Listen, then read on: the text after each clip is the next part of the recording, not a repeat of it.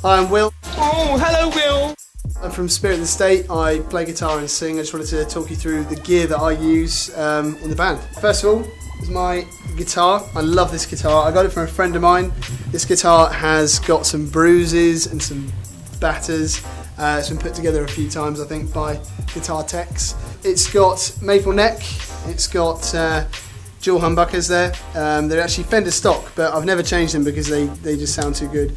This guitar plays so nice. It's a 2002 72 reissue. It's just an all-round great guitar. It's very versatile, got a lot of different sounds to it. You can use the volume to have different sort of gains and things. I don't really use too many effects, it's just really the sound of the guitar, and it is that versatile. And this one has in particular the string through bridge setup, which I really like because again it helps it to stay in tune, which is good. It's Shala F, I believe, machine heads, which stay in tune remarkably well, which is good. So as I said before, my setup is really basic. I've got a pedal for tuning. It's just a Korg tuner. This has been through some wars. It's a DT10. It's a really good pedal. I've used a lot of tuners over the years, and I've always come back to this one. This is a nice one. So definitely worth investing in. I don't think my other guitarist, Dave, would agree with that. Damn! This is my equalizer. It's a Boss G7. I use this just simply to get a bit more gain if I'm doing a bit of lead or I need a bit of volume in the mix. I would say this is probably my favourite equalizer pedal. It's my only equalizer pedal. I've gone through a lot of amps. I've gone with Marshall, I've had Blackstar, I've had a lot of different amps. I actually really like the sort of vintage, the older sort of sound, the more sort of, as they call it, brown tone or British tone. I've got a Vox AC30, which I absolutely love.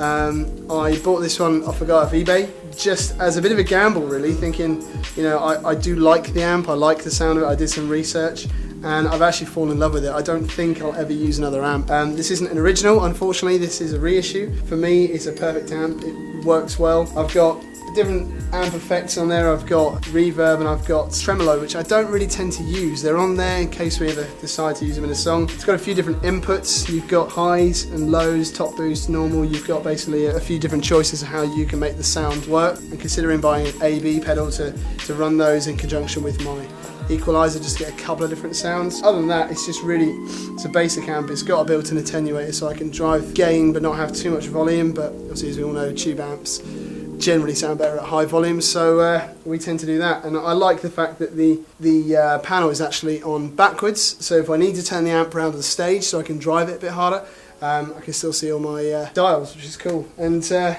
it's just a great amp. Hi, I'm Ian.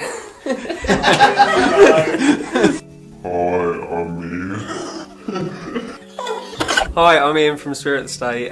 Here's my bass gear. Got my big bass guitar, big bass amp, and not forgetting big bass pedals. Cheers. Oh, Ian makes love to the guitar. I'm Dave from Spirit of the State, lead guitar. I run a Gibson Les Paul 1989 model. You can see it's had some serious damage done to it. Neck's been destroyed 3 times, completely ruined. Belt wear all over it, but this thing plays unbelievably. I bought a Les Paul a few months ago, new 2013 model, and I sold it within weeks because this was just the only one I wanted to play.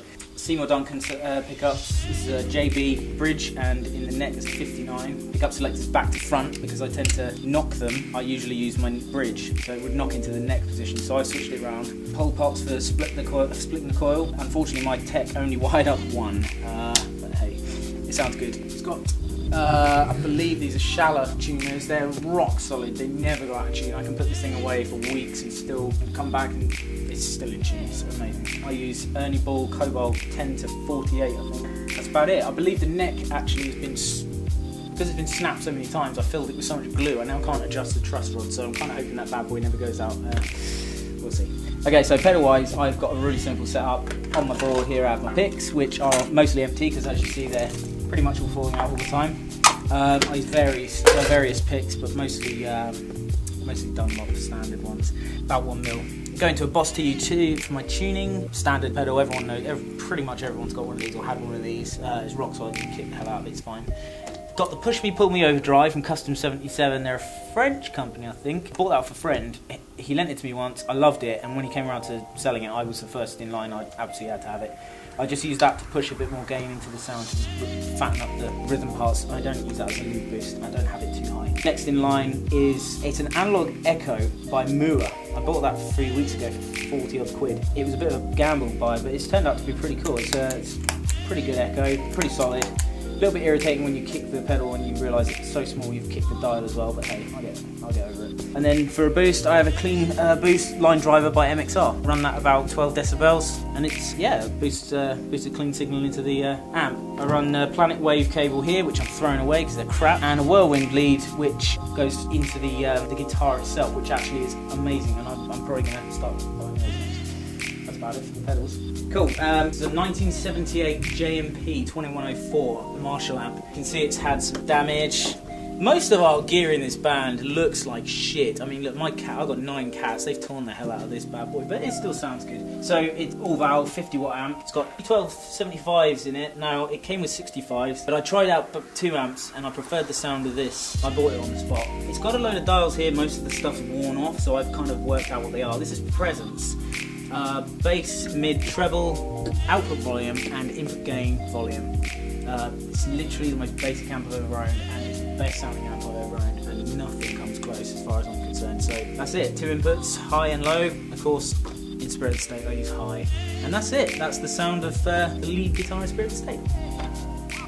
Hey, I'm Sean, I'm the drummer for Spirit of the State. My gear that I use for the band, I've had it for a couple of years now, it's basically Pearl Export. Always been a big fan of Pearl, I love it. Can't think of anything better. We've got 22-inch Bay-18 bass drum, 10x12 rack tom, and a 16x16 floor tom. I've kind of experimented with other toms, but at the end of the day, I like using a minimal amount of gear. I used to have a massive drum kit with like 16 drums, 20 cymbals. That was a nutcase basically.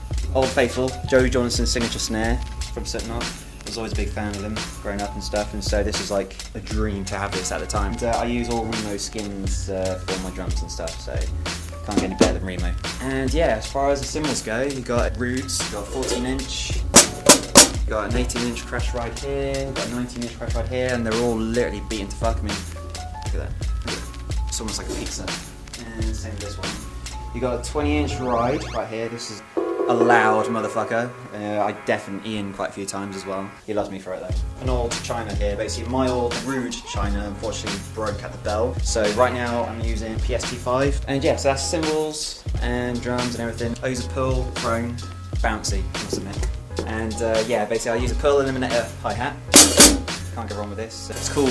It's got nice little spikes at the bottom there, so I can always dig into carpet, so I can always change them if I want to, if I'm not on the carpet. And then I use Iron Cobra Power Glide pedal, which I must say is very good if you're going to do metal kind of stuff, but I mean, for the music that we do, it just gives me the actual drive to hear as loud as I want kind of thing. So last but not least, I use ProMark sticks. I kind of go for the 2Bs, but I've been changing between 2Bs and 5Bs a lot recently. I mean, I've noticed the 2Bs are a little bit more beefier. So you get a better sound of it basically.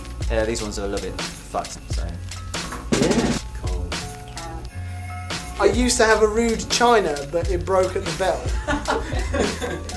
How do you feel about it? I used to have Rude China. I love it, but I it love broke it. at the bell. I love it so much. When he said Bell, I thought it was quite funny, and then looked up at you and you're like, like oh, Look what you did, Will.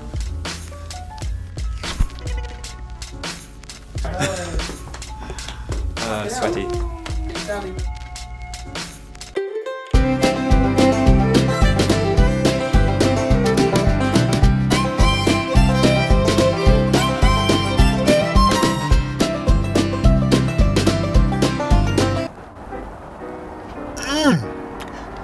Damn!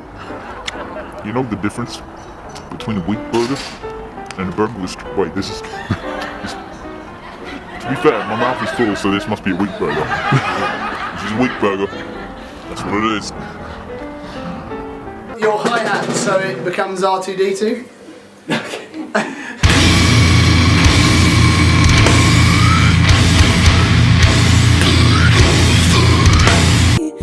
Every time I try to fly, I fall without my wings. I feel so small. I guess I need you, baby. And every time I see you in my dreams, I see your face. It's haunting me. Lovely plants.